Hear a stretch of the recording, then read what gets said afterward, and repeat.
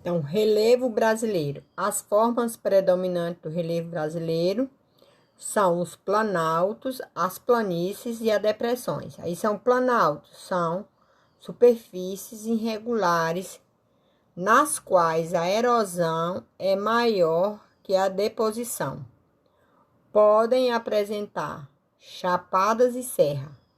A Serra da Canastra, no estado de Minas Gerais, localiza-se em áreas de planalto. Planícies são superfícies planas nas quais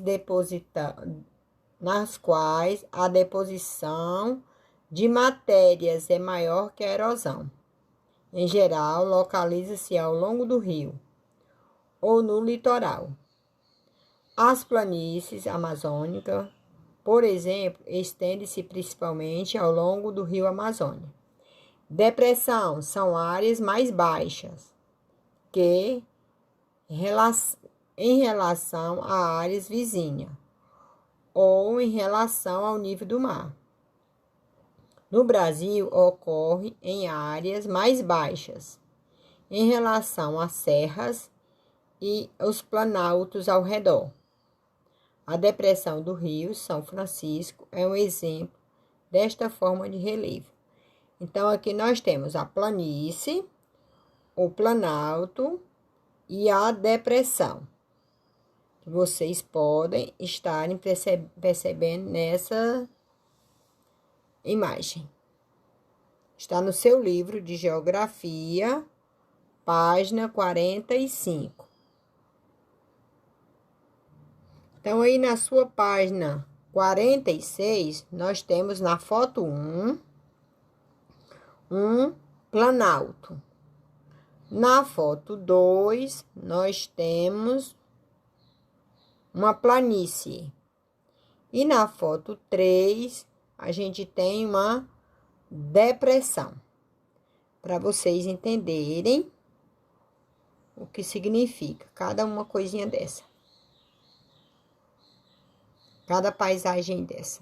Então, veja na legenda, ele está mostrando na parte um laranja mais escuro, os planaltos. Na laranja mais clara, depressões, e no amarelo claro, as planícies. E o título do mapa é relevo, ok? E a parte azul são a água do Oceano Atlântico. E a fonte do mapa. Fonte de Jurandir, né? Então, se nós olharmos o nosso estado, ó, veja que no lado onde fica a região do mar,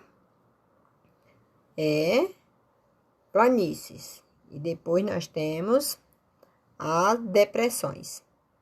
E já saindo do Ceará para chegar em Pernambuco, nós vamos ter os planaltos.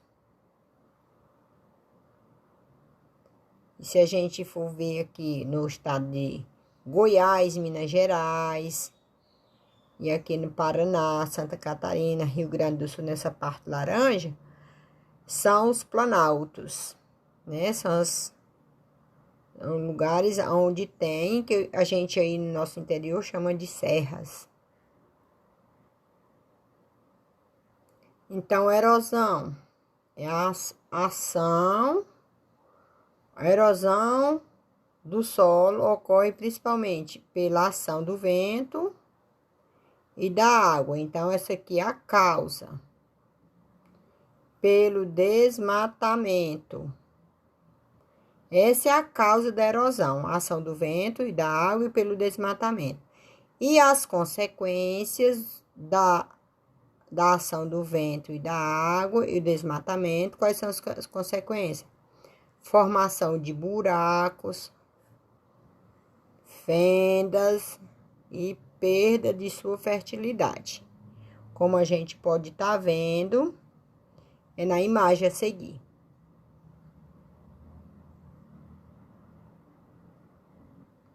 Mostrando aí para vocês de que trata o texto. Das causas e das consequências da erosão do solo.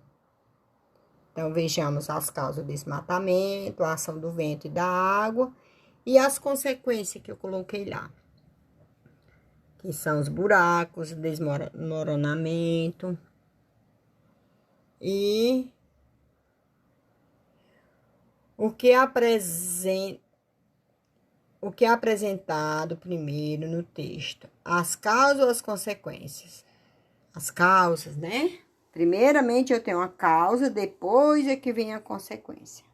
Então, no quarta atividade, tem erosão do solo, causa, ação do vento, ação da água e desmatamento. E as consequências? Formação de buracos e fendas no solo. Se tiver na prova, assim, a erosão é um fenômeno causado pela natureza e pela ação do homem. No item abaixo, marque a opção que indica a causa